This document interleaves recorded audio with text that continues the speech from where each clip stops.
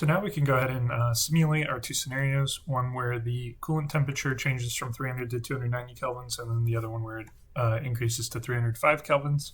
I went ahead and wrote down our imports just to save a little bit of time. But we're going to be using solve IVP again to help us model the equation, and then Plotly, of course, to make our plots, and then Plotly dark because it looks pretty. So the first thing we're going to do is actually go ahead and just define our parameters here, because I believe we use all of them listed at some point.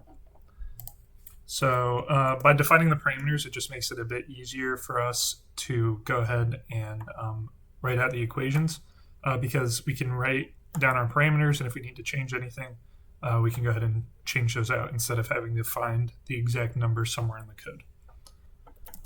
I'm not going to write, well, I will. I'll write down the units. But I'm not going to concern myself too much with any other notes here. If I wanted to be a little bit fancy with my editing, I would probably go ahead and speed through this, but you're going to just have to sit here with me, and we'll sit in awkward silence for a bit.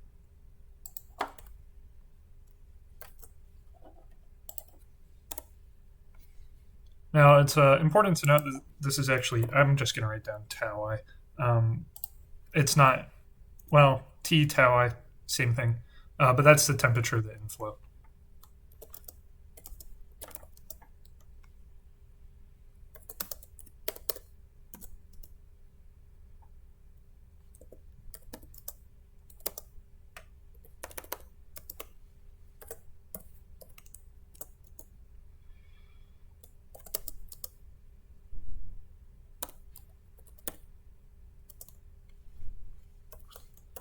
Heat capacity.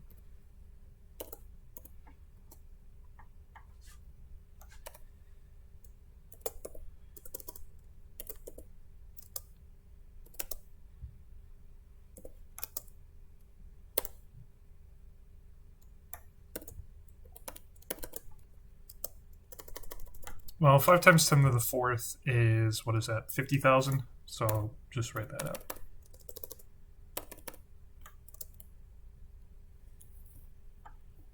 And that is in joules per mole. We have our ER. I'm not going to write down E divided by R because, or do anything fancy with a variable name. But we use this in our Arrhenius equation, and again, it's just the activation energy divided by the universal gas constant, K naught. I'll just put K0 actually. And that is, what is that? Let's see. 10 to the 6 is a million, 10 to the 9th is a billion. We're looking at, I think, 72. I'm just going to write it out in scientific. Avoid any errors. Actually, let's just see what that is. I believe it's 72 million.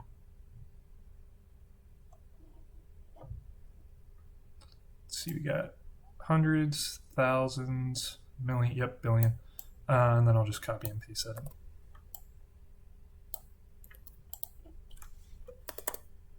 And then our UA. Oh, sorry, the K naught is in minutes to the -1. So 1 divided by minute. And then UA is in, let's see, that is 50,000, no, yes, 50,000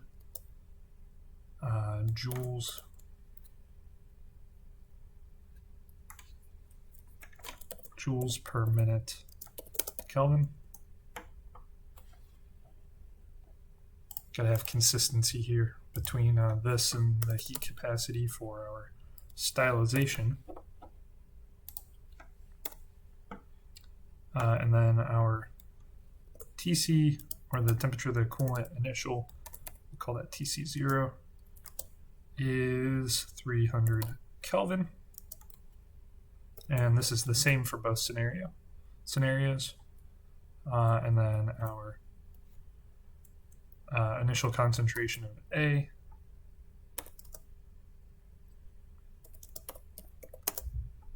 and that is 0.5 moles per liter. And then our initial temperature inside the tank is 350 kelvins. And then we're also going to have to choose the time interval that we're going to simulate over it. We'll say T end equals, we'll say 10 minutes just to start with. And then we also have to set the endpoint for the temperature for the coolant. And then we're going to say, we'll start off with, initially we'll start off with 290. And from there, we're ready to go ahead and put in our equations and go ahead and plot this. All right, so we can go ahead and put in our equation. And the way we're going to set this up is by using a vector and our time variable t. And the reason we're doing this is because the thing that the solve IVP is going to be changing, like to make its guesses and iterate through the problem, is going to be in the independent variable. In this case, our independent variable is time, because it's the thing that is increasing over time and that we control. So we can go ahead and unpack our vec. And of course, that's going to be our concentration of A, and then it'll also be our temperature, and that'll be unpacked from our vector. And then we need to define our equation that we're going to be using here.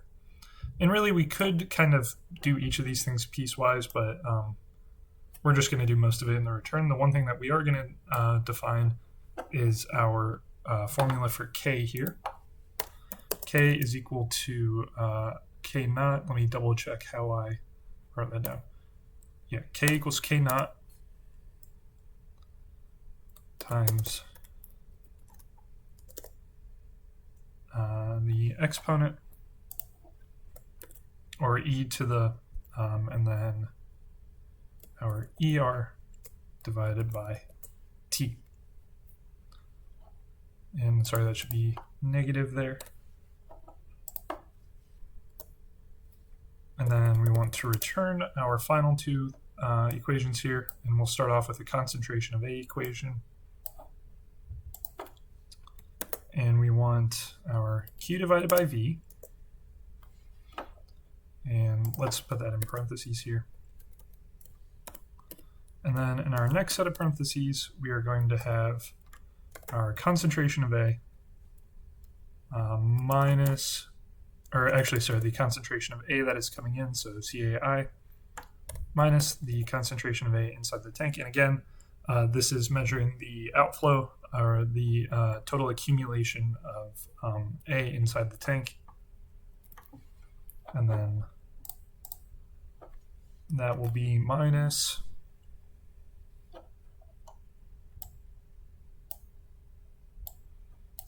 if this page would scroll, minus our K times our concentration of A,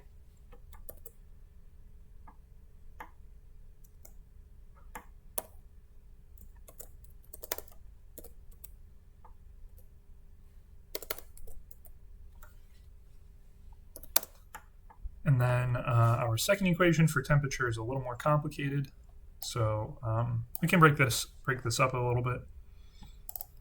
But we are going to have, we'll have three terms. So term 1, term 2, term 3. With this first term, we have two, I guess, subterms, I guess.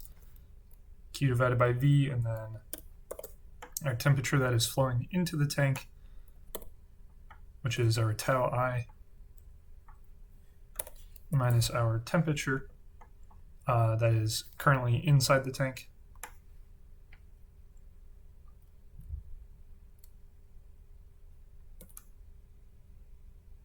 again, this particular term, let me double check my parentheses here. This particular term is measuring the, one thing I forgot to do here is make our enthalpy of reaction negative. Okay, now that we got that done. This term here is measuring the change in temperature as a result of the inflows and outflows from the tank. This next term is going to be measuring the change in temperature as a result of the actual reaction going on in the tank as A is turned into B. So we have plus negative, and really, why don't we just pull that negative out? And we'll say minus our HR, or our enthalpy of reaction, times our rate of reaction.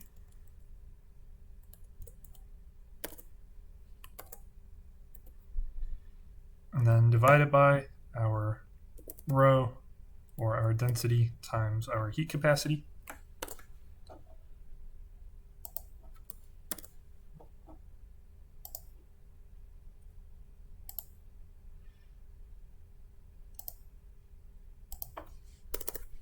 Had an extra set of parentheses there.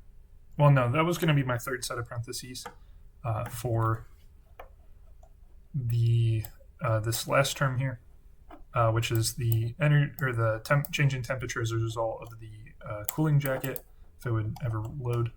Right there, UA minus the temperature and the difference in the temperature in the tank from the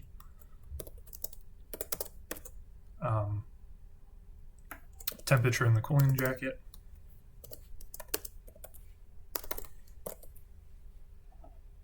And it looks like over here I am missing a line, so I'm going to put that in because it's bothering me a little bit. But that's all over our volume times our density times the heat capacity. That should be capital.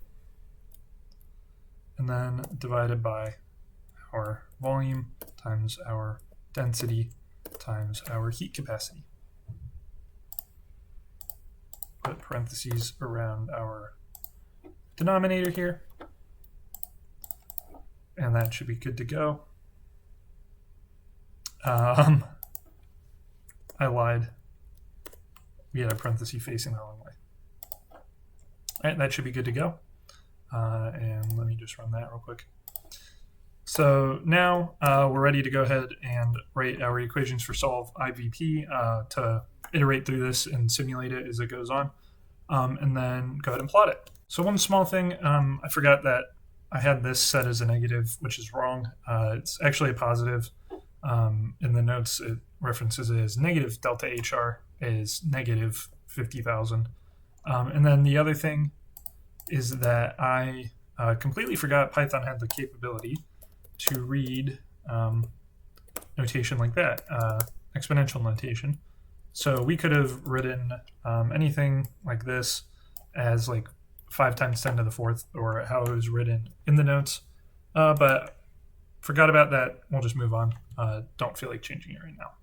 So we can go ahead and write our solve IVP function, and this is going to allow us to simulate it and basically iteratively guess through it. And we're going to start off by telling it the function that we're going to be using. We got to give it the range that we want to solve for our independent variable here. And then we got to give it some initial guesses, or the initial values, for our vector that we're going to be putting in. So our initial concentration, or our initial temperature inside the tank. And then for method, we're going to use the redo method. And then dense output is going to be true.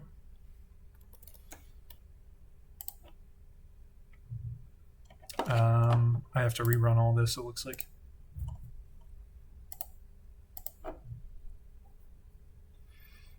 And then it looks like up here I simply forgot to capitalize this volume. So once we go ahead and do that, we should be good. Do I have any more volumes? No. I think we're good.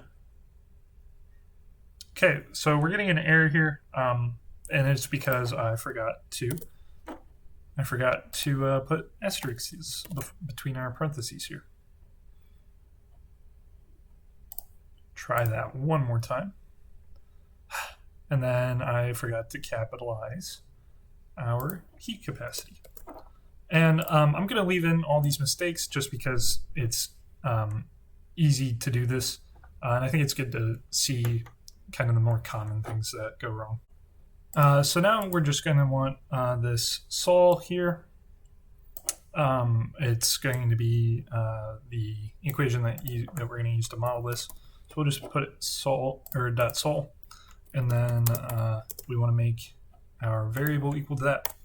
And then from here, we're going to unpack and say that our concentration of our A are going to be equal to our sol and then of some value. And actually, I'll go ahead and make a different cell here. So what we're going to do is we're going to make a t-plot like we usually do. This is just the time plot that we're going to be using to both simulate our tank and then also plot our dynamics over time. And we want to start at 0, go to our temperature that we're ending at, or the time that we're ending at, sorry. And then we'll do 500 spaces in between.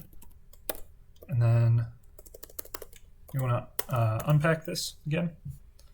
And we'll do sol of t-plot. And basically this is just going to be putting in our t-plot for our independent variable. It's going to be using the solution for each of the values in our t-plot, and then we can use that to plot the solution. So from here, we should be able to get going with our plot. I haven't plotted in a while, so we'll see if I can do this first try. We're going to want 2 rows and 2 columns. And the reason I'm going to be doing this is so we can see both scenarios side by side, and also have separate plots for our temperature and our concentration of A. So let me double check that I have that. I'm going to get rid of the figure 1. Okay, and then figure dot add scatter. Our x is going to be our t-plot for both of these. And then y we want to be our concentration of A. Mode is going to be lines.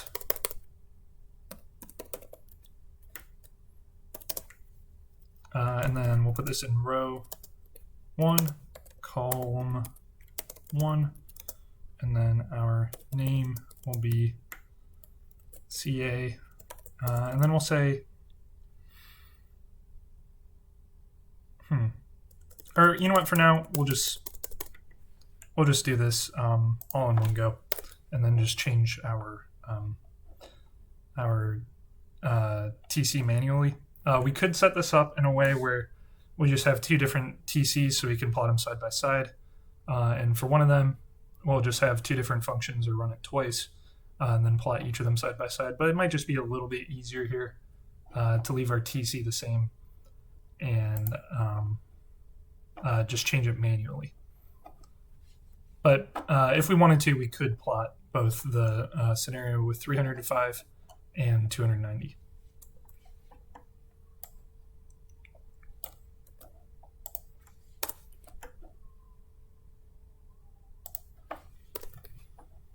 And then our second plot is going to just be our temperature plot. So as you can see here, this is our concentration of A. And let me write that.